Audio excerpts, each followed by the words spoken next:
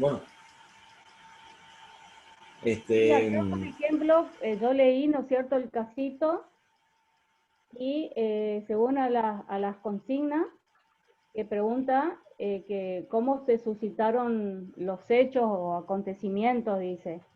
Y yo no sé si está bien, pero creo que medio que voy en camino, pero no sé, dice que los hechos se suscita cuando la Inspección General de Justicia intima a esta sociedad, ¿no es cierto?, Frinet, a cumplir con la inscripción registral prevista en el artículo 118, tercer párrafo, de la ley 19.550 y con los requisitos impuestos por la resolución general 7/03. Ese por un lado. Después, la sociedad, ¿no es cierto?, cómo es el hecho que adquiere un inmueble, ¿no es cierto?, con el propósito de alquilarlo a un tercero. Y ese acto, para ello dice que es un acto aislado porque ni antes ni después no, como que no tiene una actividad, no sé cómo decirle, pero no sé si me entienden, no tiene una actividad. Y ellos decían que, buscar la forma de decirlo. no, yo decía, ¿sabes lo que yo decía? Está como un bien muerto, porque no tiene fruto, decía yo, pero entonces decía, antes o después, no, no se puede dinamizar, no sé, esa actividad. No puede fructiferar, no sé, una actividad. Ellos decían, o sea, la Frinet decía que para ellos es un acto aislado nomás. Y para la inspección decía que no, porque al adquirir un inmueble, ¿no es cierto?, es un acto Sí. permanente, porque ¿cómo va a responder si algo se suscita? ¿Quién va a ser responsable, ¿no es cierto?, por eventuales... Ahí ya estamos entrando en el análisis de los fundamentos. La primera pregunta es cómo se dan los hechos para que esto Bueno, llegue a eso, la justicia. que ellos alquilan un inmueble con el propósito de arrendarlo a un tercero y que la Inspección General le solicita o le intima que se inscriba. Está bien. Está muy bien, Gladys. Yo quizás lo haría, digo, como una recomendación. Cuando hago un relato, yo suelo comenzar por el comienzo. No está mal, una vez que te estoy queriendo corregir una obviedad. Ahí Gladys lo que hace es comenzar por el planteo judicial. Dice, ella comenzó explicando que la Inspección General de Justicia le hace un requerimiento a esta empresa Frinet para que se inscriba como sociedad, para que cumpla los requisitos del artículo 118, el tercer párrafo, a raíz de haber comprado. Yo hubiera empezado por una cuestión de orden, ¿no? De mi lógica, por lo menos, que arranco desde la actividad comercial que deriva en el requerimiento. No sé si se entiende lo que planteo como el relato de los hechos. O sea, lo que hay que Bueno, plantear acá. ya, ya, La- ya con el la- tiempo voy a adquirir esa habilidad, doctor. no es una habilidad, ¿verdad? Es una corrección, Le una agradezco, observación ni siquiera. Es una le observación, ni siquiera agradezco. es una corrección porque no está mal lo que estás planteando. Sí agregaría algunos datos útiles para poder desarrollar después el análisis. ¿Sí? Hay algunos datos en los hechos que yo por lo menos los agregaría. ¿Alguien más quiere? Mira, O sea, el puede ser problema la de la empresa. nacionalidad, De a uno, sí. puede ser la nacionalidad de la empresa, de la sociedad. Puede ser. Una empresa financiera, sí, doctor. No es Claro, se una trata. sociedad. Claro, eso es importante destacar que se trata de una sociedad financiera. Yo lo pondría en el relato de los hechos porque después, de hecho, el fallo tanto de la Cámara como el fallo tanto de la Cámara como de primera instancia, si lo leen entre líneas, le está diciendo que es una sociedad offshore. Hay un fraude, la ley no lo analiza desde el fraude, pero sí enuncia los elementos del fraude. Lo compara con una sociedad offshore. Más que lo compara, yo creo que da a entender que se trata de una sociedad offshore. Sin entrar en ese detalle, porque lo que pretendía era evitar esa discusión, para mí, ¿no? Esa discusión la Cámara y el juzgado de primera instancia lo da, sí, lo compara, pero para mí, a mi entender dice que es una asociación. Sin importar eso, porque todavía no vamos a entrar en el detalle de los fundamentos, lo que marca Alfredo es un dato relevante que yo no lo dejaría fuera de la descripción de los hechos. Claro, una Yo, Yo calculo, doctor, que como dice usted, y aparte de eso hay que entender cuál es el corazón del problema en este caso. Porque todo comienza cuando la discusión, cuando se compra el inmueble. En la clase pasada yo ya lo había comentado eso. Y la disputa, digamos, es por considerar si era un acto aislado o no. Sin embargo, una parte entiende de que no puede ser considerado un acto aislado porque se nota la intención de permanencia en el país, dice una parte, al comprar el inmueble. No se puede considerar como un acto aislado, decía. sin entrar, Gonzalo, todavía en el debate del núcleo, como si está bien el planteo, va a dirimirse resolviendo si el acto, si la compra de un inmueble se trata de un acto aislado o un acto que tiene cierto sesgo de permanencia, de continuidad. Para definir, porque eso lógicamente va a tener consecuencias jurídicas distintas. ¿Está Eso es bien lo el que usted planteo? había dicho la clase pasada, por ejemplo, que un acto aislado puede ser un mueble, un bien mueble que lo agarro, que lo tomo y lo llevo. Es Tampoco, trasladable. por eso, Pero en cambio sí, este es un bien inmueble. No se lo puede tratar como un acto aislado. no, a ver, tampoco entremos. Este es un caso donde eh, la Inspección General consideró que la compra de un inmueble, en este caso en particular, no constituía un acto aislado y ya veremos los fundamentos, ya vamos a entrar en los fundamentos. ¿Sí? claro, entiendo, doctor, que primero hay que identificar a las partes, sobre todo en este caso la sociedad, de qué tipo, qué naturaleza jurídica tiene esa empresa, porque eso va a definir el posible accionar de la parte argentina, si se quiere, por, Claro, por la Inspección General de Justicia.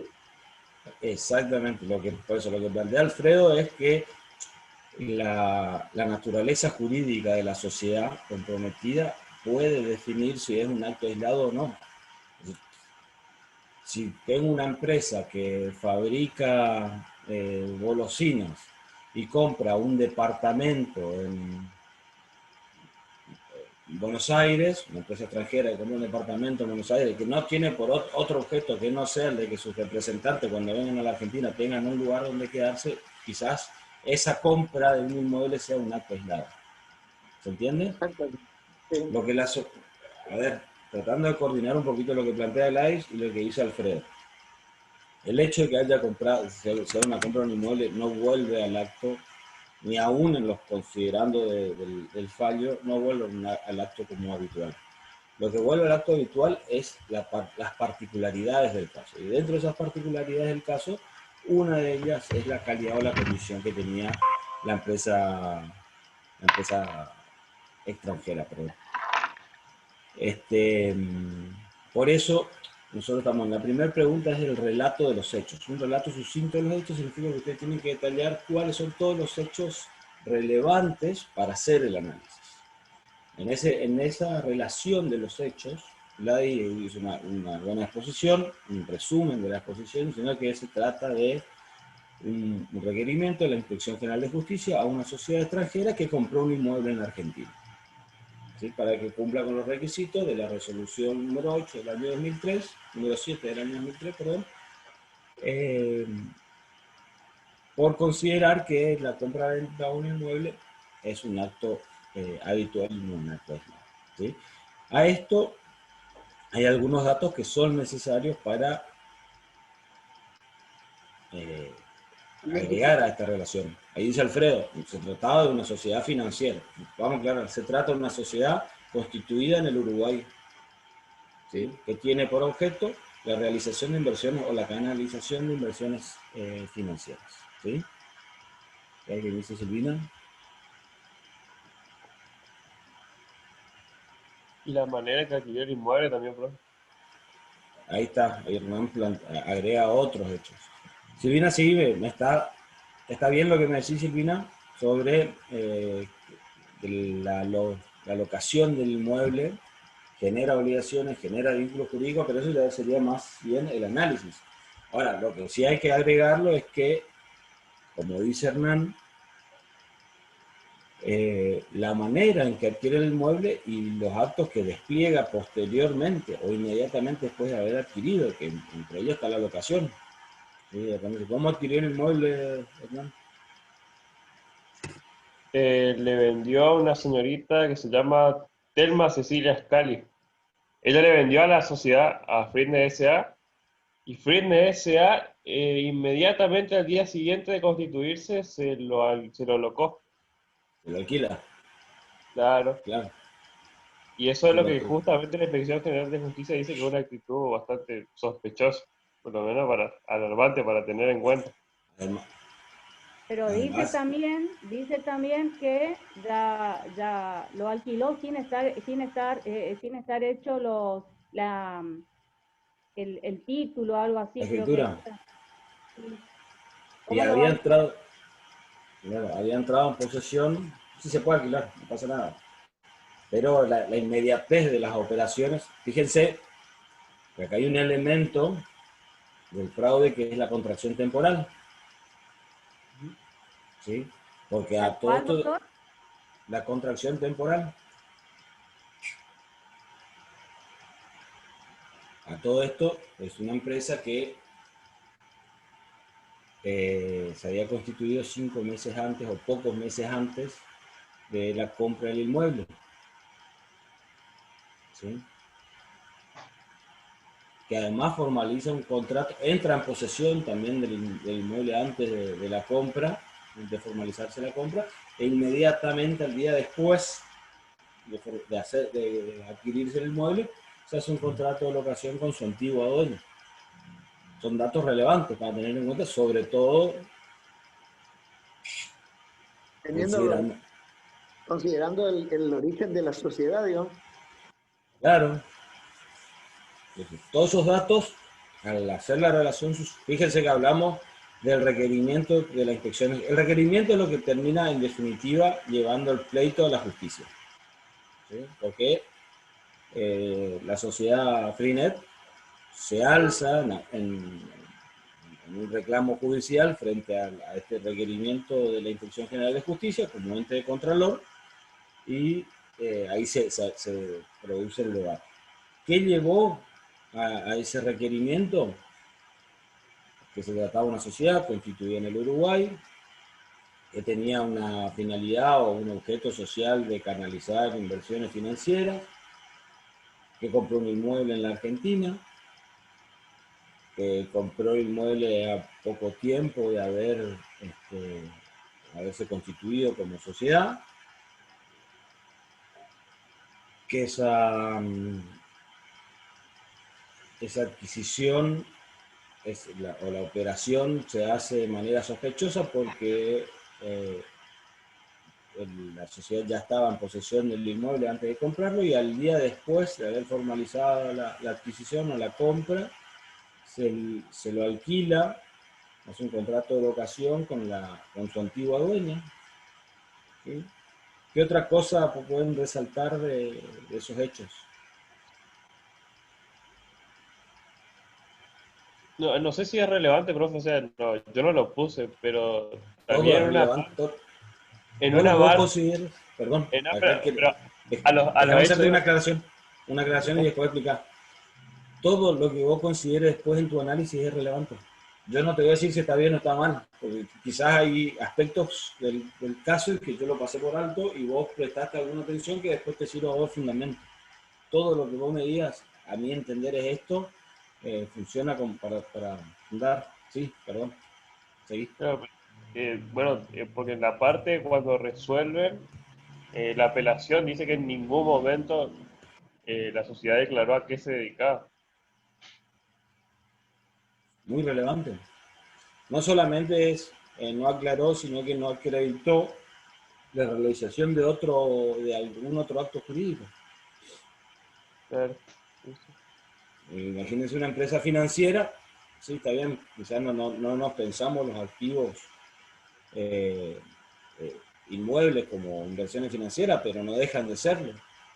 ¿Cuánta gente compra departamentos para invertir? Ahora, el solo hecho de comprar un departamento no convierte el acto en habitual, o un inmueble, no convierte el acto en habitual. ¿Sí? Porque, insisto, son las particularidades del caso las que me van a definir a mí si un acto es. Sobre todo, habrán comprendido que existe a partir del 2003 la creación de un registro de actos aislados de sociedades extranjeras, ¿sí? Sí. Que contiene una enumeración de actos que considera aislados, pero que no son taxativos, y que esto también deja un poco librado a la interpretación de la autoridad de Contralor para definir o hacer los requerimientos necesarios para establecer si un acto es aislado o un acto es habitual, porque tiene consecuencias lógicamente distintas. Igual ya estamos pasando a, a la segunda pregunta. Profe, disculpe, ahí me Sí, genera una duda porque lo que yo entendí, acto aislado, por ejemplo, si un representante de esa empresa viene a Argentina, compra un tractor X y se lo lleva, para mí ese es un acto aislado porque no genera responsabilidades. Yo lo entiendo así. En cambio, si es un inmueble, para mí no, la compra de un inmueble, ejerza o no una actividad, para mí es un acto, para mí, discúlpeme si erro acá la China, ahí para mí no es un acto aislado porque va a generar responsabilidad, porque en los pagos de impuestos, en los pagos de otros servicios, si pasa algo en ese inmueble, ¿quién es a quién es Responsable. contra quién yo puedo demandar reclamar. algo si algo me pasa? ¿Quién va a responder por eso? No sé si me entiende a lo que quiero llegar. Sí, sí, entiendo, pero son actos que quizás sean ajenos a la actividad comercial de la empresa como tal. Es cierto que va a tener responsabilidades derivadas del propio inmueble, pero el propio inmueble también es garantía suficiente para hacer frente a esas obligaciones, sobre todo obligaciones fiscales, que es el principal problema que se genera acá. Sin perjuicio de que utilizan también la formalización de un contrato de locación como para fundar cierta permanencia, cierta continuidad. Per se, la compra de un inmueble, a mi entender, no te estoy contradiciendo, Gladys, no constituye un acto habitual de una empresa, salvo que se trate precisamente de compra de inmuebles, de inversiones financieras, o que tenga por objeto canalizar y legitimar activos, como dice la resolución, legitimar activos de procedencia por lo menos sospechosa. ¿Sí? Ahí Cintia, no sé si agregó recién que ya estaba en posesión del inmueble antes de abonar el precio. Son todos datos. Vamos a ordenarlos. Primero estamos en la relación sucinta y después entramos en las siguientes preguntas. ¿Sí? En esta primera parte, lo importante es que ustedes utilicen todos los datos relevantes que después a ustedes le van a servir. Ustedes imagínense que el que lea su análisis, el que lea sus respuestas, no leyó el caso o no entiende. ¿Sí? Explíquenselo como se lo explican a un nenito. Cuando ustedes el día de mañana vayan a hacer una demanda, le tiene que contar al juez todos los detalles del caso. ¿Sí? No se tiene que quedar solamente con el núcleo, porque a veces esos detalles sirven para inclinar la balanza hacia uno u otro. Sirven para justificar una conducta, sirven para responsabilizar por una conducta. ¿Sí? Entonces, en esta primera parte de la relación, lo que corresponde es que ustedes hagan una enumeración detallada de los datos que a usted le va a servir para hacer el análisis. ¿Sí? Por supuesto, El día de mañana, cuando ustedes hagan una demanda y su cliente hizo alguna macana, esa macana no la van a poner en la relación de los hechos. ¿Sí? No estoy diciendo que pongan todo, estoy diciendo que pongan todo lo que ustedes van a analizar. ¿Sí? Por eso me pareció muy importante lo que agrega Alfredo, lo que agrega Hernán, lo que agrega Cintia, sobre la operación de la compra-venta del inmueble en sí, porque esa operación está rodeada de algunos aspectos que hacen simular alguna finalidad de la sociedad. ¿Sí? A mi entender. Ya vamos a entrar mejor en el análisis, Ladis, de los actos aislados, que entiendo yo es la segunda respuesta. Ahí sí va un poquito lo que decía Gonzalo.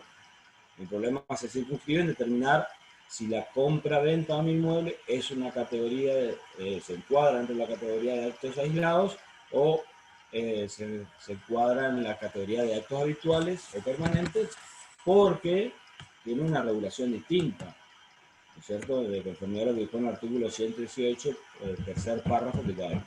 Aparte, tengo entendido que lo que establece el artículo 118, se genera esa habitualidad en lo que genera la obligación de inscribirlo, ¿no? Más o menos eso es lo que entendí, de inscribir el... Por eso se discute si es Claro, habitual o no, si es aislado. claro, claro. De hecho, el requerimiento de la Inspección General de Justicia es que haga que lo que tiene que hacer una sociedad para cumplir con todos los actos que son de su objeto social, habituales o permanentes, la definición que le querramos dar, no sean actos aislados, por oposición, es cumplir con algunos requisitos de inscripción. No todos los requisitos de inscripción de una sociedad, pero sí tiene que justificar por qué se va a instalar en Argentina, tiene que establecer un domicilio, tiene que establecer representantes, quiénes van a ser sus representantes y tiene que establecer garantías. ¿Sí? Básicamente son algunos de los requisitos que se piden de inscripción para que la empresa, como bien plantea la ley, sea o pueda hacer frente a sus responsabilidades en la Argentina. Como SA, Entonces, o sea, como sociedad anónima, digamos. como sociedad anónima. También existen otras formas o tipos de sociedades que no tienen su comparación, no tienen su tipología en la reglamentación. ¿Cómo? Los mismos requisitos quizás para conformar la sociedad, puede ser comandita simple, puede ser Por registrada. eso, quizás haya empresas consideradas, de hecho nosotros no consideramos las formas dispuestas para este tipo de empresas, tienen unas sílabas, no recuerdo cuáles son, pero son las denominadas offshore, las sociedades offshore. No lo tenemos nosotros regulado en nuestro ordenamiento jurídico, pero sí se puede asimilar a aquella que tenga mayor proximidad. Entonces, nosotros podemos reconocer sociedades extranjeras que no tengan su tipología regulada en nuestro ordenamiento jurídico, pero vamos a asimilarla a aquella que más se le parezca en términos de responsabilidad, ¿sí?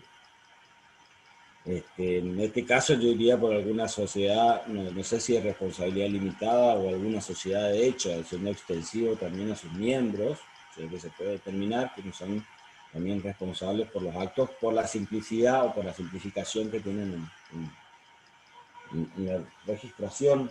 ¿Sí? Pero volvamos a lo nuestro. Lo importante entonces, para el punto 2, es determinar si se trata de un acto aislado o de un acto permanente y por qué. ¿Sí? ¿Cuáles son las consecuencias de que la compraventa de un inmueble sea un acto aislado y cuáles son las consecuencias de que un acto permanente sea, de que una compraventa sea un acto permanente, perdón. Acá en la Para segunda poder pregunta, responder profe, esa de la pregunta hay que consigna saber decía, cuál es la diferencia entre uno y otro. específico de- ¿Qué es un acto aislado y qué es un acto... Sí, pueden en esa pregunta número 2, pueden explicar, no digo definir, pero sí pueden explicar, porque la definición viene después, ¿no?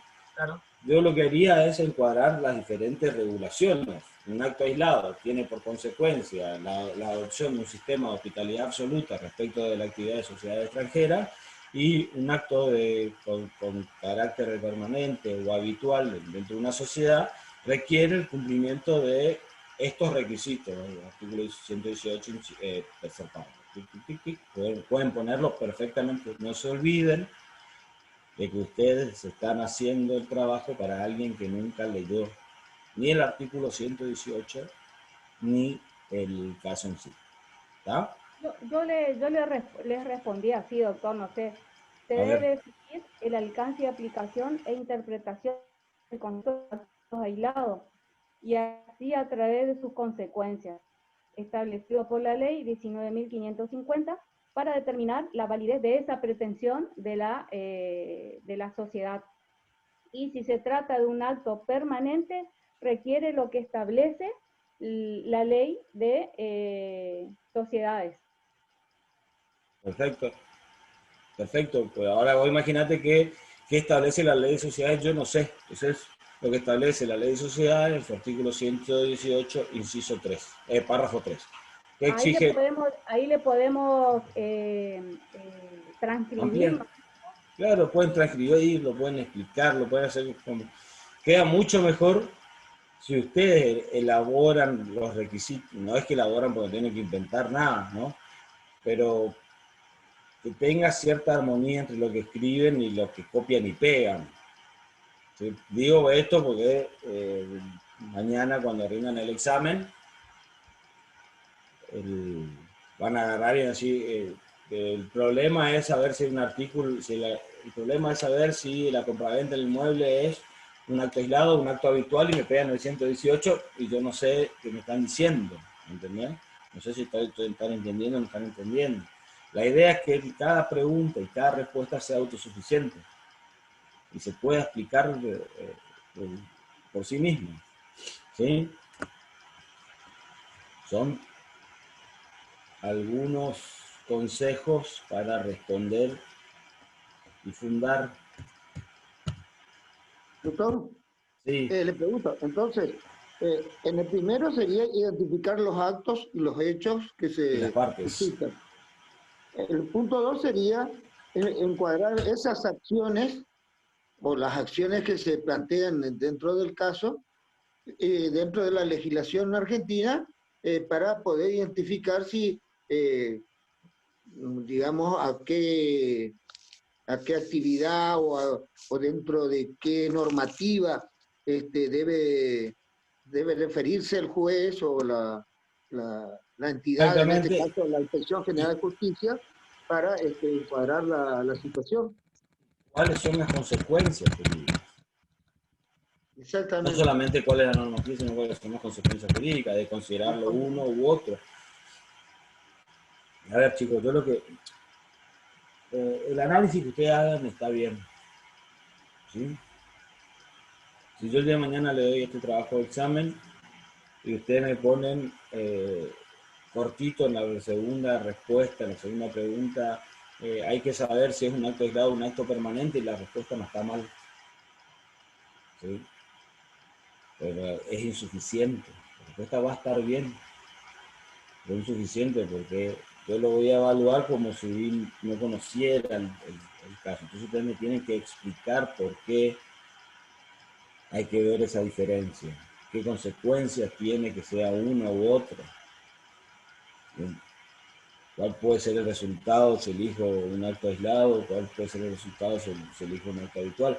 Lo mismo que en la primera pregunta, yo le pregunto, si se le pregunta cuáles son los hechos, y dice, no, y la Inspección General de Justicia hizo un requerimiento a una empresa extranjera por la compra de un inmueble. Y sí, esos son los hechos, pero ¿son suficientes los hechos? No. Entonces tienen que explicar, tienen que explayarse.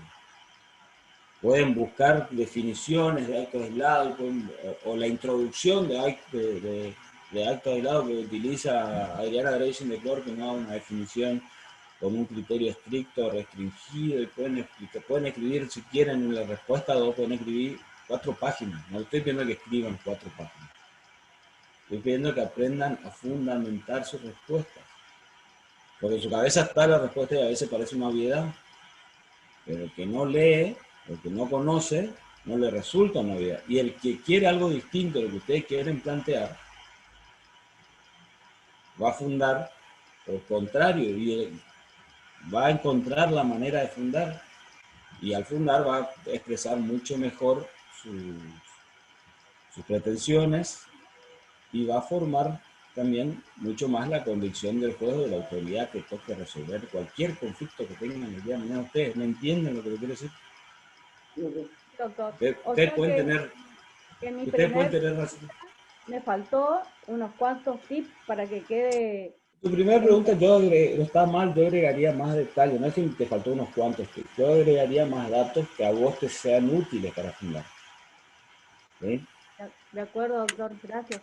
De mañana usted puede tener, su cliente puede tener razón, pero usted le hicieron una demanda sin explicar muy bien los hechos, sin acompañar las pruebas que tiene que acompañar, sin fundar la normativa, y viene otro, agarra un libro, recorta el libro para donde a él le parece, saca las partes que le benefician a tu cliente y pone las partes que le benefician a su cliente y te da vuelta un juicio porque está mejor fundado. ¿Sí? ¿Se entiende lo que les quiero decir? Aprendan a trabajar con eso. No están más en... A ver, no estamos preguntando de qué color el caballo blanco de San Martín, como yo dije en las primeras clases, sino estamos preguntando que ustedes puedan fundamentar por qué el caballo blanco de San Martín es blanco. ¿Sí? Y no de otro color. Es más, creo que les dije que ustedes hasta lo pueden convertir y pintar de otro color.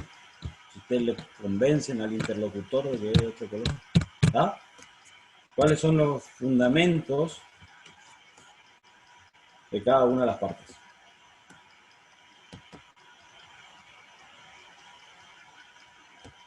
¿Le puedo leer, doctor, o le dejo a otro compañerito? Como quieran. Parece que Gladys, Alfredo y Gonzalo son los únicos, y Hernán.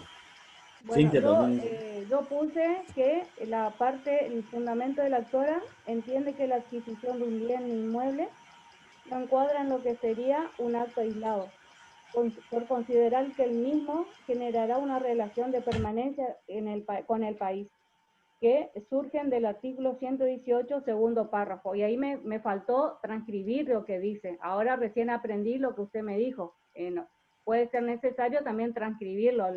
Y yo no lo transcribí, pero lo voy a tener en cuenta. Y por Freenet, o sea, por la empresa uruguaya, expresa por otro lado y que argumenta que el concepto de actos aislados dado por ese artículo que refiere la parte actora es un poco impreciso, ya que no hay acuerdo sobre si se deben aplicar un criterio amplio o un criterio restringido. Los actos suscitados de la compra de un inmueble son esencialmente de naturaleza civil. Eso es lo que dice la empresa. Y va a responder... Eso es lo que dice el fallo de lo que dijo la empresa. Sí. ¿Sí? ¿Por qué? Porque ahí lo que vos hiciste, Gladys, que es un error muy común, cortar y pegar. Cortaste la parte del fallo que hace referencia a la exposición de fundamento de Freenet y lo pusiste textual. ¿Sí? Con tus palabras. ¿Qué dice la empresa para fundar que el acto es un acto aislado? La empresa dice que la compra de un inmueble, como yo le decía, que no buscaba la palabra, ni antes ni después no fructiferó o no accionó ninguna actividad, que para ellos es un acto aislado eso. Que es una simple compra. Sí, la simple compra. Y encima, o también, que no hay una definición estática de lo que es un acto aislado. Ni tanto la ley, ni ninguna doctrina. Y dice también que el alquiler del inmueble es un acto estrictamente civil, sí, que es ajeno a la actividad comercial de la empresa y que lo que único va a que busca... responder por lo que dice esa naturaleza civil nomás. Claro, y que lo único que busca es el mantenimiento del inmueble. Por lo tanto, no tiene que registrarse como una sociedad, de acuerdo a la ley.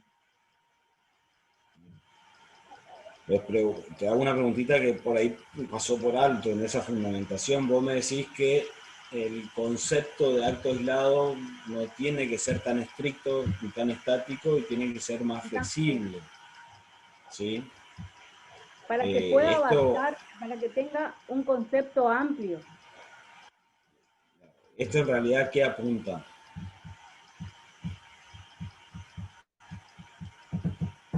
¿Cómo, doctor? ¿Escuché? ¿Qué apunta la definición de un acto, que haya una definición estricta de acto aislado? Para que se pueda encuadrar todas aquellas empresas que... ¿Qué le apunta a la empresa? Vos ponete en el lugar de la empresa. Cuando uno expone los fundamentos de la para empresa, evadir.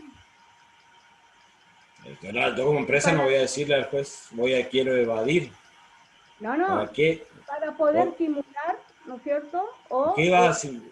¿Cómo le va a decir al juez que vos querés decir? Vos sos la abogada de la empresa. ¿Qué le va a decir al juez? ¿Quiero evadir? no, acá en una conversación entre alumna y profesor. Por eso te estoy diciendo que entre alumno y profesor, vos sos la abogada de la empresa. ¿Cuál es el fundamento de la empresa? Y como no hay un concepto de acto aislado, lo que va a responder o debería responder la empresa es solamente de naturaleza civil. Responder de naturaleza civil. Gladys, no te Responder estoy evaluando, a lo que estoy corresponde todas queriendo, aquellas no te estoy, responsabilidades que sea civil. escúchame, Gladys, escúchame porque está bien, no te estoy evaluando, no te pongas nerviosa. ¿Sí? Sí, estoy nerviosa. ¿Cómo Por que eso, me escúchame, transpirada la mano? no estoy evaluando, estoy queriendo que pienses, vos y tus compañeros, son abogados de la empresa, ¿sí? Tienen que defender la compraventa de un inmueble como acto aislado, la empresa dice, no quiero inscribirme en la Argentina. Le da esas indicaciones, defendeme. ¿Qué le decía al juez? Va bien porque la definición, la falta de precisión en las definiciones de acto aislado es un fundamento del que se puede agarrar la empresa. ¿En dónde? Exactamente. La empresa estipula de que el concepto de actos aislados es un acto o es un concepto, si se quiere, vago en el sentido de la palabra, como para fundar esa pretensión por parte de la actora para obligarle a inscribirse. Va por ahí. Ahora, en ese concepto vago, la Inspección General de Justicia no tiene facultad legislativa para darme una definición de lo que es un acto aislado. Entonces, la resolución número 7 del 2003 excede en su facultad de contralor, haciendo extensivo un concepto de un simple acto como una compraventa a la definición de lo que son actos habituales o actos permanentes. Eso es lo que alegó la primera, eso es lo que dijo la primera instancia, de que el inspector se excedió en sus facultades, ya que... Contrario. No, al contrario, dijo que no se excedió en las atribuciones, la primera instancia. Pero ¿por qué dijo eso? Porque la empresa lo alegó como fundamento.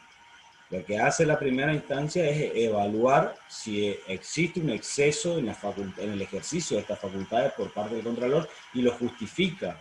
Y ahí da un montón de definiciones sobre orden público, sobre prevención de legitimación de activos ilícitos, prevención de fraudes y otros perjuicios de intereses de terceros, etc. Y comienza a desarrollar el porqué la actividad desplegada en torno a la resolución número 7-8 del 2003 son o encuadran dentro de la reglamentación del artículo 118 para ser operativa la reglamentación del 118 y justifica la creación de un registro de actos aislados de sociedades extranjeras.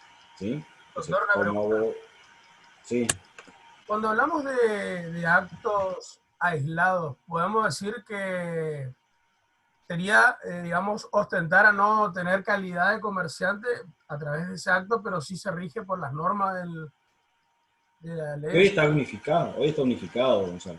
Antes sí teníamos un problema en el Código Civil de Vélez y el Código Comercial tenían disposiciones distintas respecto de, inclusive de la ley que definía, que establecía la regulación de las sociedades, o de las personas jurídicas, en realidad no solamente sociedades comerciales, y era, según el Código Civil, era la ley del domicilio, y según el Código Comercial, la ley de constitución. Hoy se unifica. No hacemos esta distinción sobre si la persona reviste o no la calidad de comerciante.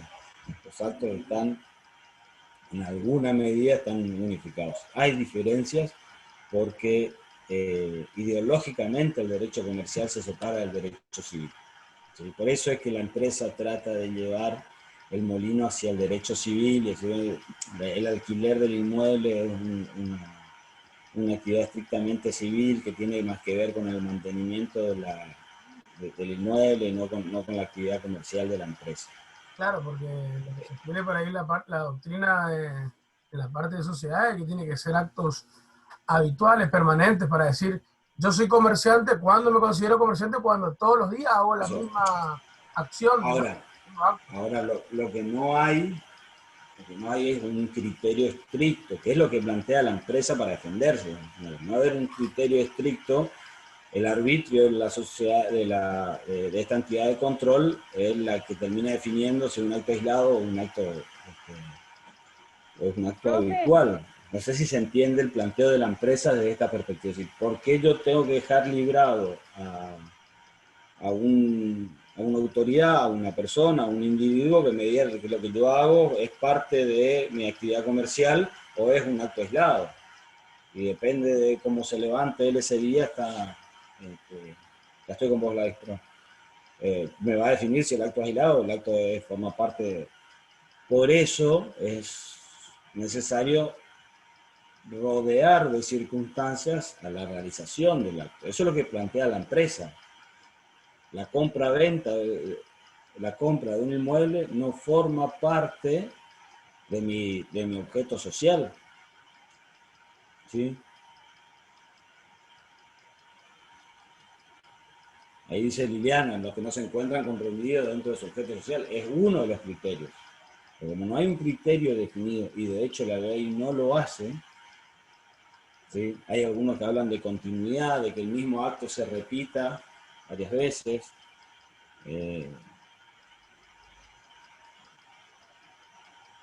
Así es, Silvina, de eso se trata. Profe, acá Pero, estaba leyendo de donde a mí me confundió entonces, porque dice, este juez que dice, en mi parecer, no debe prosperar los agravios del apelante, en cuanto sostiene que el inspector general de justicia se ha excedido en sus atribuciones. eso. ¿Quién es el apelante? ¿Quién apeló? Y la empresa, ¿Y qué alegó? y que se excedió en Y entonces eso, no debe prosperar. Por eso que decía, ahí está tu error, claro, en quién hace el planteo. El planteo lo hace la empresa. sí. ¿Sí? Entonces, la empresa plantea que la autoridad se excede en el control porque define lo que no está definido a su arbitrio, sin ninguna garantía, y alegando la falta de seguridad jurídica. Después el juez le dice, no debe prosperar porque, y justifica en el orden público, en las empresas offshore, en la actividad de las empresas offshore, en la prevención del delito, ¿sí? Esto lo hace ya la Inspección General de Justicia, alega que se encuentran comprometidos intereses de orden público, como la legitimación de activos ilícitos o perjuicios de intereses de terceros, habla de las garantías de acreedores, de los derechos sucesorios, inclusive de los derechos o los derivados de relaciones familiares o parentales. Y en ese contexto justifica facultades reglamentarias de la creación de este registro de actos aislados, ¿sí? Y considera además la compra-venta, detalle no menor, pero también dice la compra-venta de un inmueble tiene una significancia económica también, y además la locación le da un carácter de continuidad o de permanencia. ¿Sí? Sí, ahí fue mi error. Por eso le puse que las funciones, las atribuciones llevadas a cabo por el inspector se excedió en ello, al exigir algo Ah, que Sí, sí, bárbaro. Insisto, yo no me voy a fijar en los errores, chicos. Me voy a fijar en la manera en que ustedes se fundamentan. Ni tampoco me voy a fijar en la precisión de la respuesta. Digo yo, y el día de mañana para que ustedes aprendan a tener herramientas para defenderse, nada más, no busco otra cosa. Y bueno, gracias a esta puesta en común, aprendemos de nuestros errores, doctor. Por supuesto, todo aprendemos de nuestros errores.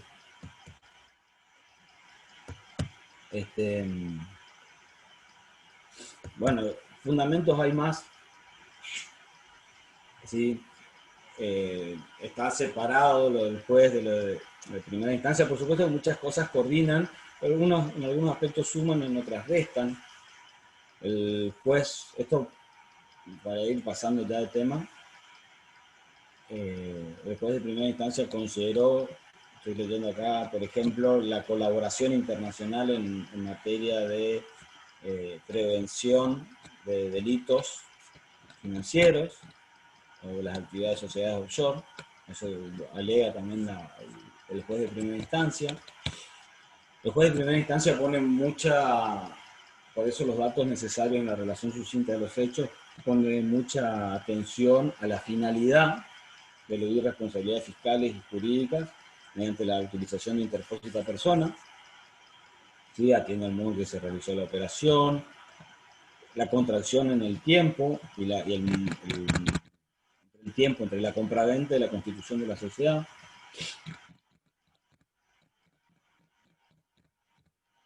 ¿Algo más que quieran agregar? Es más largo, por supuesto, ¿no? Después hay que analizar el fundamento del juez de primera instancia, el fundamento de la Cámara. ¿Qué otra pregunta hacían? La última son de consideraciones personales.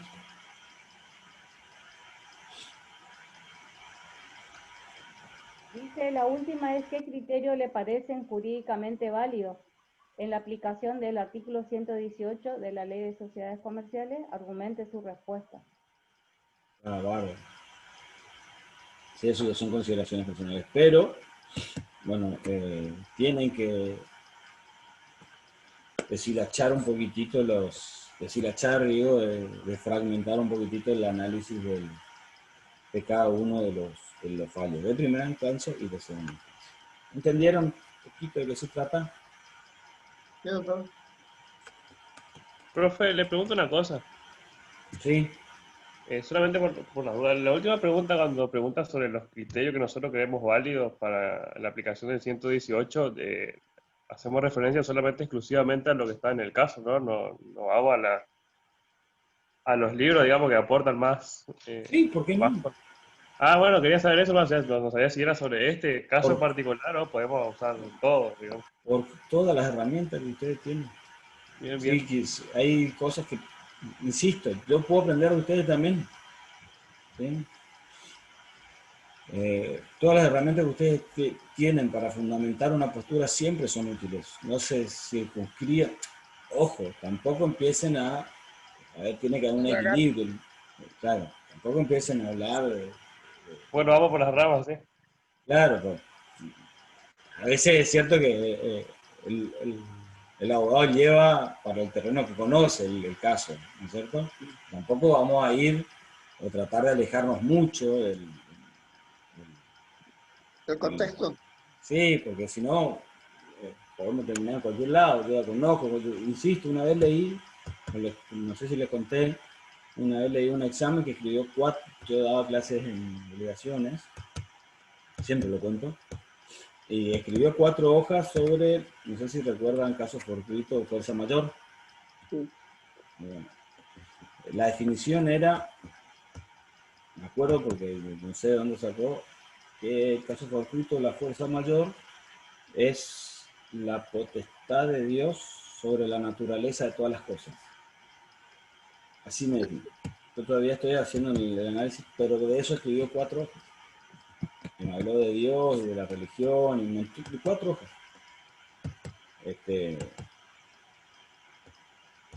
4 páginas, perdón. Tampoco nos vayamos a ese extremo. ¿Sí?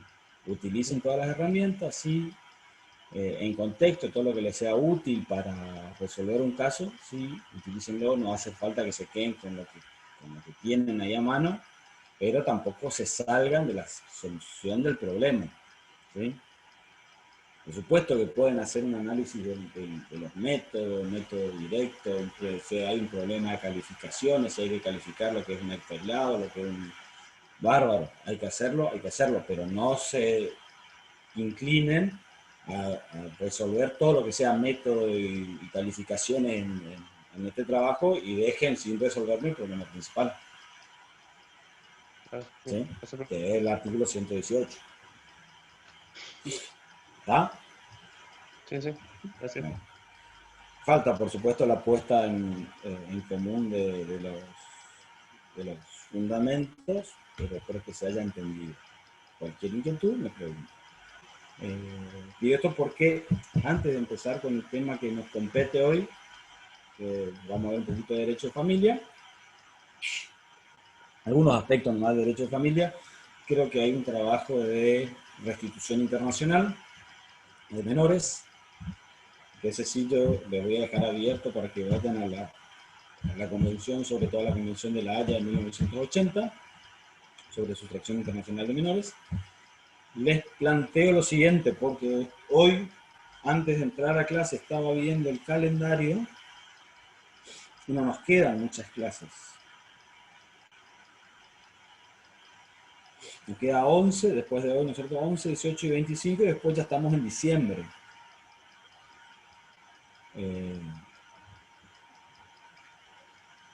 ¿Les parece rendir entre el 2? Ahí me van a escuchar todos. Rendir entre el 2 y el 9 de diciembre. 2, preferiblemente.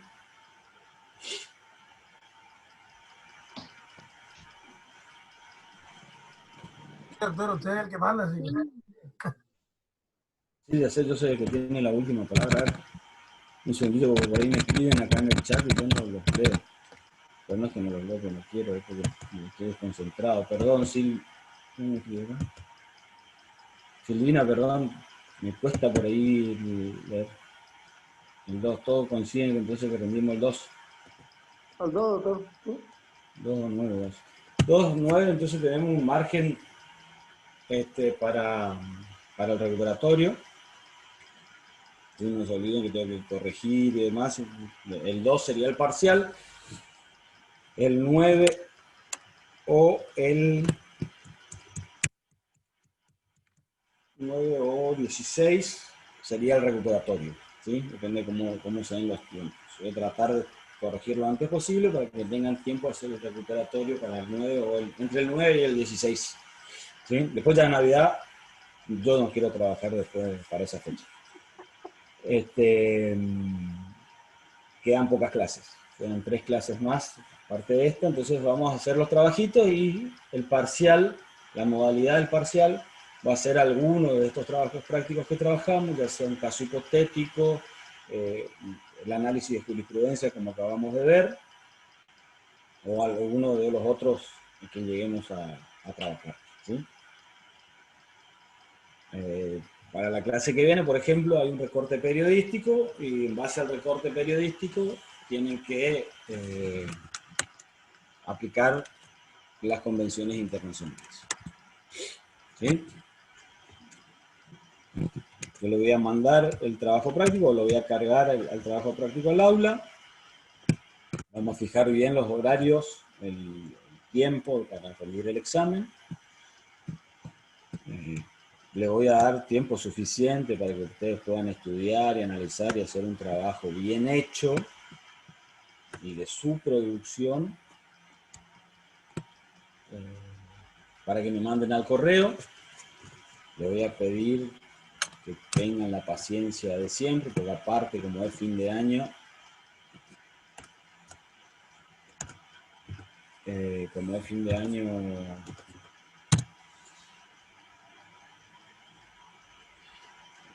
se complican un montón de cosas, se suman un montón de cosas, damos todas las corrientes, entonces le voy a pedir la paciencia de siempre para que pueda corregirlo. Y una vez que tenga la nota, las correcciones, fijamos la fecha del recuperatorio entre el 9 y el 16 de diciembre. ¿Sí? ¿Alguna consultita? Doctor, o sea que va a ser un análisis de un caso, de una jurisprudencia y nada más. O sea, y ahí va a estar las consignas, ¿verdad? En base a los trabajos que estamos viendo, yo voy a elegir una de las modalidades, no voy a repetir el trabajo, pero puedo agarrar una jurisprudencia, un caso real, judicializado, y mandárselo con algunas preguntas, como acabamos de ver este trabajito. Puedo hacer un caso hipotético con las preguntas para que ustedes completen. La clase que viene, el trabajo que sigue es un trabajo de restitución, que es un recorte periodístico, donde tiene que hacer el análisis de un recorte periodístico y buscar la aplicación de las normas de la Convención de La Haya en 1980. ¿Sí? Y bueno, en base a los trabajitos que veamos, vamos a hacer el trabajo. Yo voy a cargar al aula un trabajo de estos, al aula virtual, y ustedes tienen que desarrollarlo, contestarlo en el tiempo que yo les dé, que va a ser quizá un día. Por ejemplo, lo pongo miércoles a las 9, me tienen que entregar para el jueves al mediodía. Tienen tiempo para hacerlo, háganlo bien. Me mandan al correo para el jueves al mediodía. Estoy haciendo...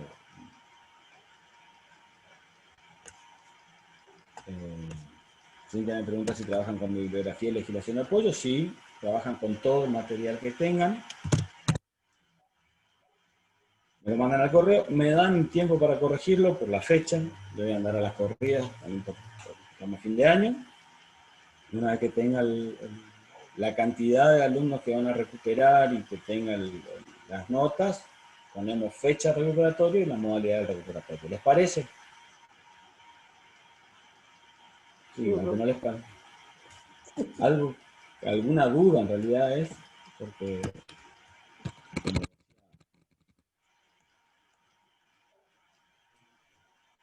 Sí, doctor, así está bien.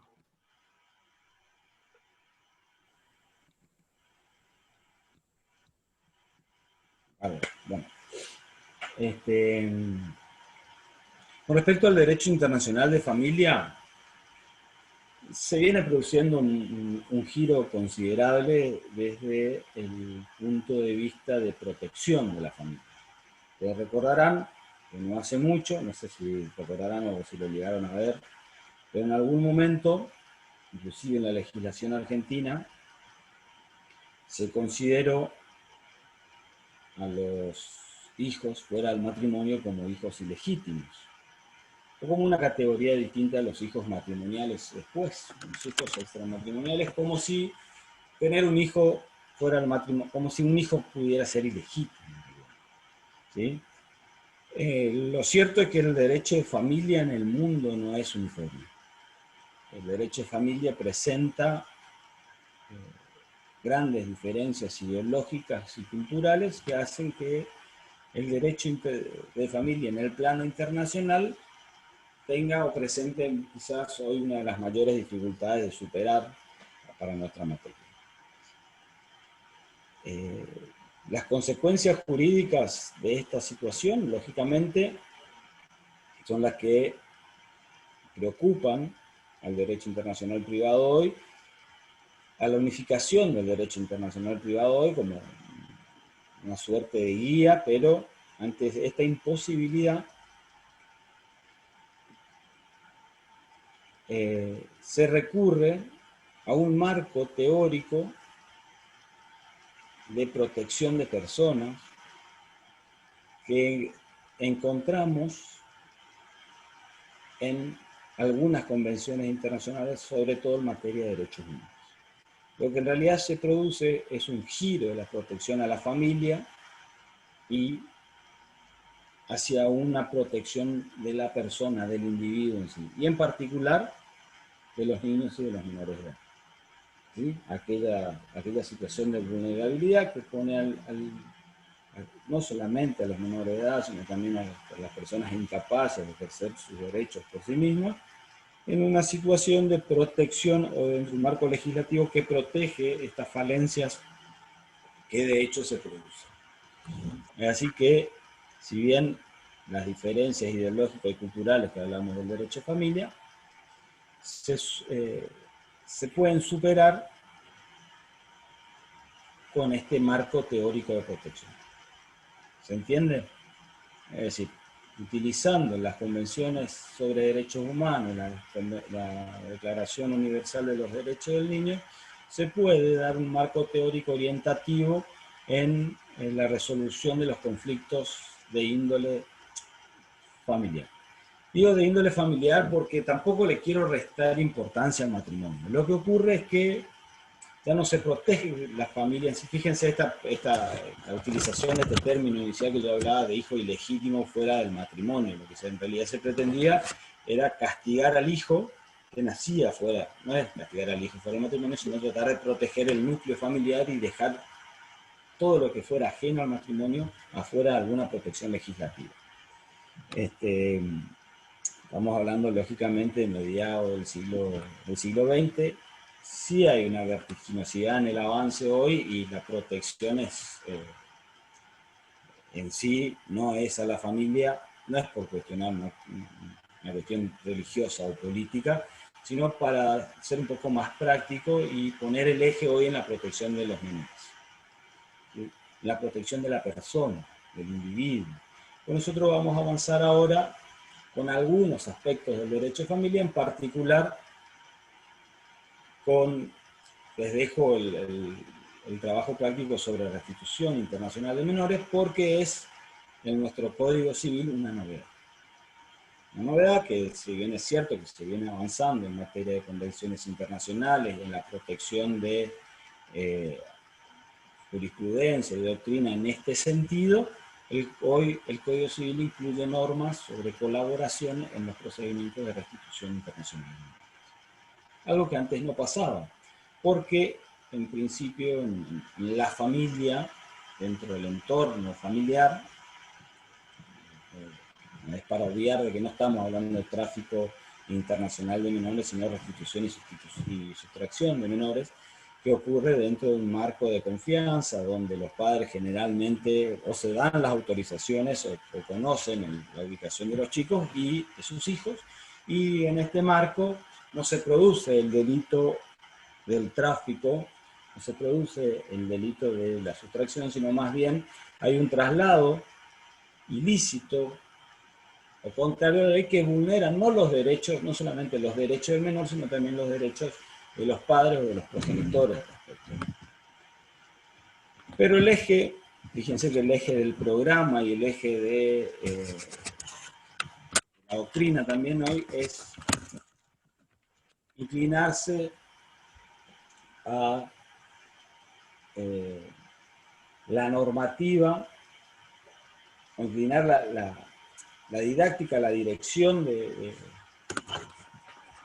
los temas de familia, de derecho de familia internacional, hacia la protección de sus individuos o integrantes de la familia, los vínculos parentales y no solamente el vínculo matrimonial, que no lo deja o no lo posterga como si fuera menos importante, pero no se trata del tema más importante. ¿Por qué digo esto? Porque el núcleo del derecho de familia en un principio no, nace como la familia se protegía en torno al matrimonio, todo lo que sea fuera del matrimonio estaba fuera de la protección del derecho familiar. Hoy, si bien es cierto, el Código Civil comienza por el matrimonio, comienza a desarrollar el matrimonio, no es cierto que no le da la misma importancia, la misma protección que sí le da a otros vínculos familiares como es la filiación. De hecho, hay algunos que han pretendido instalar la idea en su momento, cuando fue la reforma y la unificación del Código Comercial, de que el matrimonio pasaba a regularse como una especie de contrato. ¿Recuerdan eso? Ustedes ya vienen con el 2015 incorporado. 2015 incorporado. Sí. Claro, en el 2015 se produce una reforma que el núcleo de la reforma o el centro de la reforma estaba en el derecho de familia. Había grandes modificaciones al derecho de familia y fue muy cuestionado, tal es así que en el año 2015, en la jornada de derecho civil que se llevaron a cabo en Buenos Aires, muy criticada la reforma, llegaron a instalar el concepto de que el matrimonio era regulado de acuerdo a la nueva reforma como un contrato. No se trataba de un contrato de compraventa, un contrato de alquiler, más o menos le daban la misma, inclusive menos, porque hablaban de el deber de fidelidad, como que no existía el deber de fidelidad, cuando es un deber propio de cualquier relación jurídica, ¿no? Y bueno, de todas maneras, no es cierto, o a mi entender por lo menos no ocurre ello, sino que se le da mayor preponderancia hacia la protección de los vulnerables dentro de las relaciones familiares y no tanto al matrimonio, que sí pasa, no quiero decir pasa a un segundo plano, pero lo que ocurre es que les pasa a un primer plano las relaciones paterno-familiares.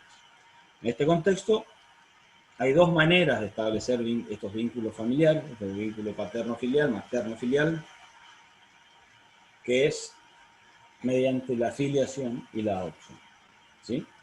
La filiación se produce por el reconocimiento voluntario o no, o el emplazamiento filiatorio de los progenitores, del progenitor generalmente, porque la madre generalmente se tiene la certeza de quién es, y la adopción se produce un vínculo legal, un vínculo legal que que equipara, bueno, más asimila que equipara al hijo adoptivo con el hijo natural. ¿Sí? Tenemos la filiación por naturaleza y la adopción. Tanto el Código Civil, el actual Código Civil, ¿es cierto?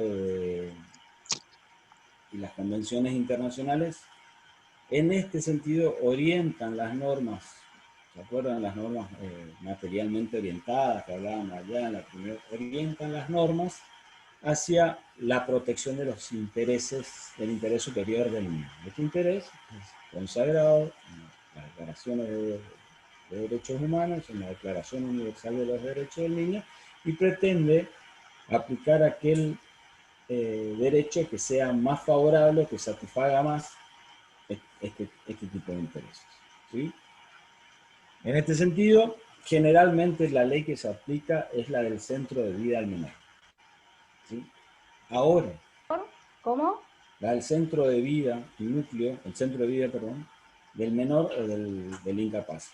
No lo van a encontrar así, lo van a encontrar como residencia habitual, aunque siempre deja abierto la posibilidad de recurrir, o ya sea como una vía de escape, una cláusula de excepción, al derecho que se acerque más o que proteja más los intereses del menor, o por contener alguna conexión alternativa materialmente orientada que permita al juez elegir entre varios derechos cuál es el más beneficioso a los intereses de la persona vulnerable. Vamos a hablar de la persona vulnerable para no incluir solamente a los menores.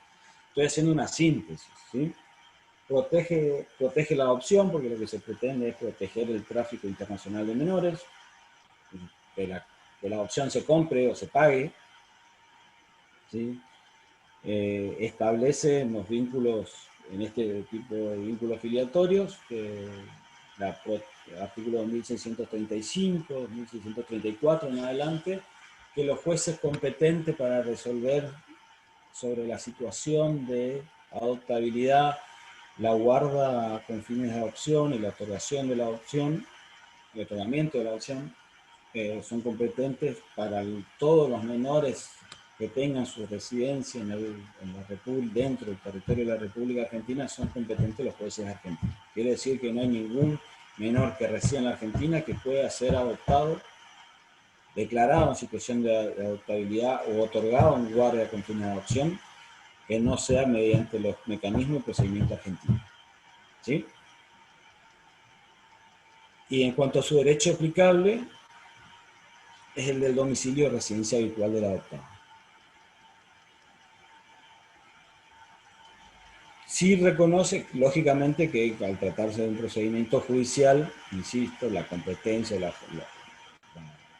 la jurisdicción siempre va hacia adentro, siempre va dirigida hacia los jueces propios. No podemos establecer jurisdicción a jueces extranjeros, sino solamente reconocerlos. Entonces, las adopciones otorgadas en el extranjero van a ser reconocidas en la Argentina siempre y cuando hayan sido llevadas a cabo de acuerdo a la ley del domicilio del adoptado o, en su defecto, estas adopciones puedan ser reconocidas por la ley o el juez del domicilio del adoptado. Y con respecto a al reclamo de las filiaciones por naturaleza, también tienen esta protección del centro de vida, la utilización del punto de conexión tanto en la jurisdicción como en el derecho aplicable en la residencia habitual del menor. Permite sí al menor elegir a la hora de iniciar acciones de emplazamiento o desplazamiento de la relación paterno-filial, elegir entre su domicilio, el domicilio del reclamante y o el domicilio del pretenso progenitor o el pretendido progenitor, para abarcar un mayor número de competencias, de jurisdicciones, para que esto en beneficio, porque es el actor el que reclama, es una facultad que tiene el menor, su representante y o el padre, perdón, para iniciar las acciones. Y de ese vínculo filiatorio surge esencialmente algunas obligaciones. Entre esas obligaciones y deberes existe la responsabilidad parental. ¿Sí? La responsabilidad parental son las facultades y deberes que tienen, y derechos que tienen los progenitores sobre la persona y los bienes del hijo. Estos, en rasgos generales, se rige por la ley de residencia habitual, el lugar donde se ejerce la responsabilidad parental, cuando se trata de responsabilidad compartida, ¿no es cierto? No están los padres en el mismo estado. Ya vimos que se elige se determina como conexión el lugar de residencia habitual del menor, el centro de vida del menor, y este es un concepto quizás, ya lo hablamos, de los más importantes. Voy a definir qué es el centro de vida. ¿Qué es lo que se pretende proteger con el centro de vida? Y en realidad se trata de darle un aspecto al menor de circunstancias jurídicas favorables donde se sienta seguro. ¿Sí? Para que se desarrolle, para que crezca, para que evolucione, para que pueda tener un procedimiento de desarrollo integral. ¿Sí? Es lo que se pretende proteger, que tenga educación, salud, vestimenta, su núcleo de amigos, tratar de proteger ese aspecto. No significa que el menor donde nace tiene que morir o quedarse hasta que cumpla la mayoría de edad. ¿Sí? Es una interpretación donde el juez tiene que favorecer a los intereses del menor. ¿Sí? Digo esto porque muchas veces estamos hablando de menores de 3 años como menores de 16 años. Muchas veces los menores de 16 años quizás ya tengan algún proyecto de vida que pretendan realizar, y no por mantener su núcleo de vida duro vamos a irrumpir la proyección que tenga ese menor. ¿Sí? La posibilidad de ir a estudiar afuera, de ir a trabajar afuera, de que los padres puedan acceder a un trabajo afuera, puede también hacer incidir en el centro de vida. En ese centro de vida, entonces, volvemos a este concepto de que no es rígido, no es estático, depende mucho de la interpretación que hagan después. No obstante, la protección es siempre darle un ámbito, un hábitat dicen muchos, o un contexto de seguridad a los menores. Por eso es que se han celebrado en reiteradas ocasiones procedimientos para la restitución internacional de menores. ¿Sí? El procedimiento establece algunos conceptos básicos de cuándo la sustracción, el traslado o la retención es ilícita o contraria a la ley, cuáles son los procedimientos que se deben seguir, qué postura tiene que tomar la autoridad competente y cómo deben llevarse a cabo los traslados y las restituciones para que el menor sufra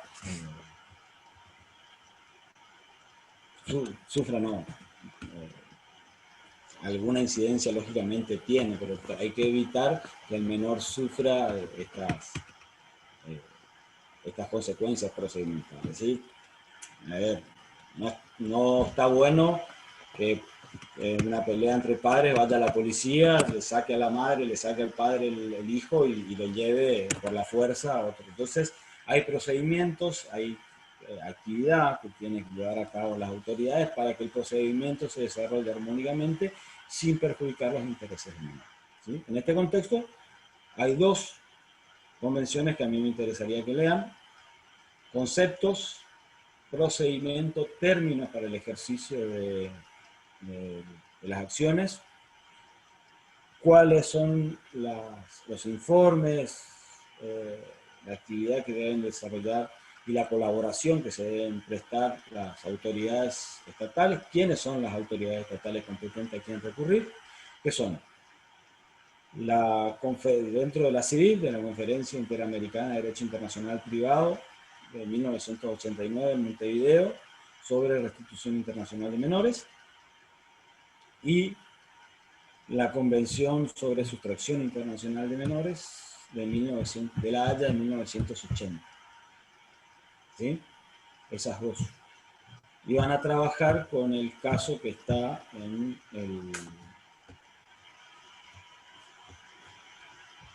el aula virtual. ¿Sí? Doctor, ¿puede repetir, por ejemplo, en el ámbito civil, que cuando habla, es la de Montevideo de 1980? La Conferencia Interamericana de Derecho Internacional Privado, la CIVIP de 1989, sobre restitución internacional de menores. Les recomiendo que vayan a la página del Ministerio de Relaciones Exteriores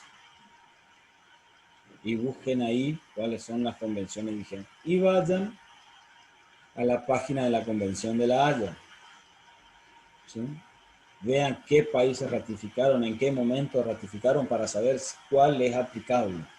Es importante la vigencia de la convención respecto de los territorios que están, sobre todo en materia de colaboración, porque si un país no ratificó alguna de estas convenciones o no es del ámbito de aplicación, lógicamente el procedimiento va a ser otro. ¿Sí?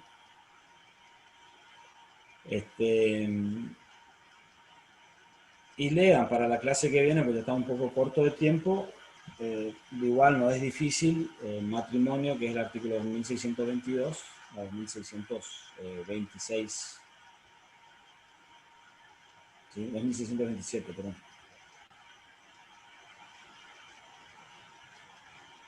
El matrimonio se divide en 4 etapas, porque todo lo lindo en algún momento se acaba. Entonces tenemos la celebración,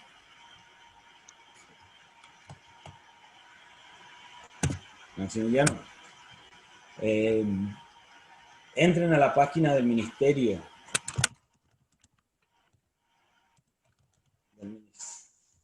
de Relaciones. ¿Usted tiene el link de eso o buscamos así nomás, doctor? Porque yo no... Buscan, ponen Ministerio de Relaciones Exteriores, creo que ese es www.ministeriodelacionesexteriores.gov.ar. Okay.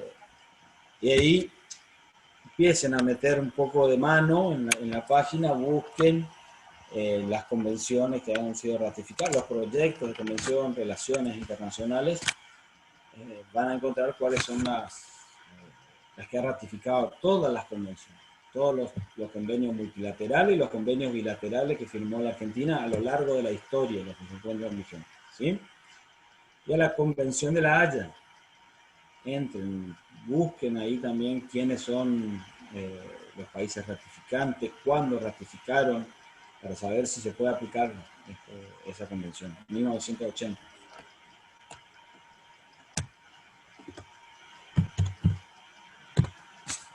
Doctor, ¿le puedo hacer una pregunta? Sí, para facilitar está, ahí me dice Liliana que está la convención está cargada al aula virtual. Es para facilitar, pero busquen también, entren a la página y vean qué países ratificaron, cuándo ratificaron, busquen eso, eso también está. Cualquier instrumento, porque a toda ratificación también corresponden reservas. ¿Sí? Gladys, ¿qué me ibas a preguntar? Había un caso que siempre me intrigó, yo no sabía nada todavía, ni había comenzado a estudiar. El caso de Gabriela, no sé si estuvimos hablando cuando hablamos de restitución de menores o sustracción, donde ella es argentina y el esposo es turco, creo, o árabe, no me acuerdo, y ella le trae de vacaciones, se habían separado, no sé qué cosa, ella le trae, leí más o menos, le trae a la Argentina, y él como que le acusó de sustracción de sus hijos. Los hijos vuelven a, no me acuerdo qué país era, pero uno de estos era, y recién cuando cumplían la mayoría de edad, ellos podían decidir, no sé cómo era el asunto, pero una de las hijas se casa con un árabe y también tienen esa cultura de que tiene el permiso del marido, no puede volver, ¿no es cierto?, a verla a su madre, y le dan un permiso a la mamá para que lo visite a los hijos. Sí. Por eso, ahí hay que definir si la sustracción, si el traslado o la retención de los menores fue ilícita o no fue ilícita, cuál sería el núcleo de vida de los chicos. Hay un caso también muy resonante que salió en todos los medios hace un par de años atrás sobre una chica que llevó sus hijos a Estados Unidos. ¿Sí? ¿Te acuerdas? Y que pasó tanto tiempo en el procedimiento de restitución que los chicos ya se habían instalado en Estados Unidos. Entonces, por eso es la importancia de establecer plazos para llevar a cabo la restitución. Claro, el centro de vida de los chicos estaba acá, pero el juicio duró tanto, no sé si estuvo 6, 7 años, que los chicos ya siendo menores, se habían establecido en Estados Unidos, habían hecho sus amistades, tenían su colegio, tenían todo, y la sentencia, el procedimiento duró tanto que la sentencia a veces ya era abstracta. Extemporánea. Claro, más que extemporánea era abstracto, porque los menores ya tenían cierta capacidad de decir, y también, por supuesto, que incide el manejo que tengan los padres con los hijos. Entonces, acá va el concepto de colaboración, ¿sí? ¿Qué es lo que se pretende proteger? Si lo que se pretende proteger es el núcleo de vida, el bienestar del menor, o lo que se pretende proteger también son los vínculos familiares. O quizás una sentencia que no ordene la restitución, pero que permita o flexibilice el contacto entre los padres, entre el padre y los hijos, la madre y los hijos, puede ser más beneficiosa al desarrollo del menor. ¿Sí? Buscar la manera de decir, bueno, contáctense 2 o 3 veces por semana con algunos de los medios de comunicación. Autorícese a que los chicos vengan una vez al año y pasen un mes con el padre. Buscar soluciones a la problemática y no quedarnos tanto en la norma. Si estar discutiendo si el traslado es ilícito o no es ilícito y pasar años en una discusión que lo único que provoca es perjuicio para el fortalecimiento de los vínculos familiares, en realidad es más un estorbo que una solución. ¿Sí? Usted habló del centro de vida del niño, y hay un libro que es re viejísimo que lo leí, que dice donde el niño se halla afectivamente. Claro.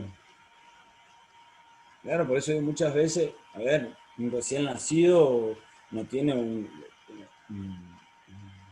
un afecto o un entorno seguro, sino con la madre. ¿Sí? No quiero llevarlo al plano internacional porque ahí ya quizás sí genera algunas dificultades de contacto familiar porque tampoco podemos separarlo del padre. No sé si se entiende. A ver, un chico que nace en Corrientes, recién nacido y con padres separados, si tiene que irse a Europa por distintos motivos, puede generar ciertas dificultades de contacto. ¿Sí?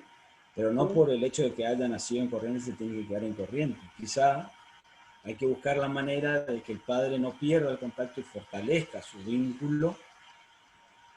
Estoy usando este ejemplo clásico, ¿no? No estoy queriendo hacer ninguna distinción ni de sexo ni...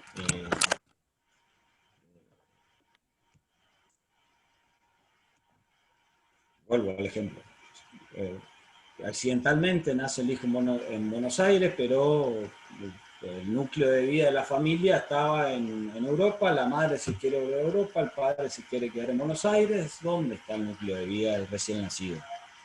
Lo más probable es que se sienta seguro con la madre, pero si la madre no tiene trabajo, no tiene su familia tampoco dentro del entorno, puede generar algunas dificultades para el desarrollo del menor. ¿Sí? Quizá podamos encontrar una solución en el fortalecimiento de los vínculos. Y bueno, que el padre viaje una vez al año a Europa, que encuentre alojamiento en la casa de la madre para que pueda compartir con el recién nacido hasta que el vínculo se vaya fortaleciendo y se vaya flexibilizando esta situación. Que la madre se comprometa en traerle una vez al año el hijo también para que tenga ese contacto. Que se comprometan entre los dos a comunicarse por medio telefónico, internet, etcétera, para que el niño tenga cotidianidad en el trato con el padre. Es mucho más razonable la respuesta que ordenar de que la madre se quede a vivir en Buenos Aires. ¿Sí? También pasa a veces en el plano internacional, por ahí genera más dificultades de contacto. Pero a veces pasa en el orden local. Es muy común que una familia que se produce un quiebre o que recién tengan un hijo recién nacido, que la madre quiera volver o vaya a la casa de sus padres en el interior, o que el padre se tenga que ir a trabajar a su casa, a su ciudad, y no por eso va a haber un traslado. ¿Sí? Es más fácil ahí el contacto. Imagínense, el padre vive en el interior de Corrientes y la madre vive en Corrientes, recién nacido. ¿Se puede facilitar? Sí, se puede facilitar, y no por eso vamos a obligar a la madre que quizás tenga alguna oportunidad laboral, que tenga el acceso a una buena vivienda, que tenga acceso a una maternidad digna, por el solo hecho de que el núcleo de vida o el centro de vida del menor es el lugar donde nació, donde pasó sus primeros meses de vida. ¿Se entiende esto? Hay que buscar respuestas justas y no tan estrictas, no tan rígidas con respecto a lo que diga la norma.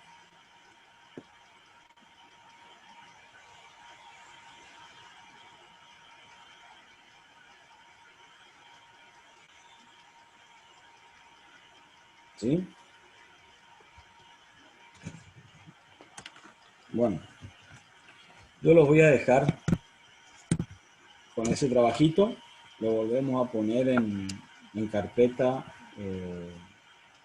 la clase que viene, y ya definimos cuáles son los otros temas, porque quedan 3 clases y ya vemos el parcial. ¿Sí? Cualquier duda, me escriben, me mandan un correo electrónico, lo que necesiten, yo estoy a su entera disposición. Profe, algo de persona jurídica, usted no colgó nada, ni de sustracción de menores tampoco, ¿no? En el aula virtual está el trabajo que de persona... Ya hicimos eso, pero así sí. como los Power, algo así como... No estoy cargando. Bueno. Si yo hago eso, si yo subo ese material, se van a limitar al PowerPoint, y no quiero. Yo quiero que acá busquen ustedes lo que dice el libro, lo que dice su apunte, lo que dice los tratados. Busquen, no se queden con lo que está en el libro, en el caso, perdón. Busquen en los libros. ¿Sí? Como hizo Gonzalo en la clase anterior con el bailarín ruso, creo que se había ido a encontrar bibliografía, recordó y se fue. Bueno, hagan eso, vayan a Civil 1, vayan a sociedades comerciales, vayan a familia ahora cuando vean restitución internacional, vayan a esos libros. Ok, Doc. ¿Sí? No se limiten a lo que está a lo que está en el trabajo, completen. ¿Vale? Sí, doctor. Bueno, chicos, los dejo de aburrir, los dejo en paz y nos vemos el miércoles que viene. Buen fin de, doctor. Todavía me queda un rato largo de trabajo. A mí me queda un parcial mañana todavía, doctor. Bueno, muchos éxitos y libérense para el 2 de diciembre que va a ser mi parcial. Gracias, doctor. ¿Listo? No. Chao, hasta luego. Chao, Sofía, hasta luego. Hasta luego. Chao, Alfredo.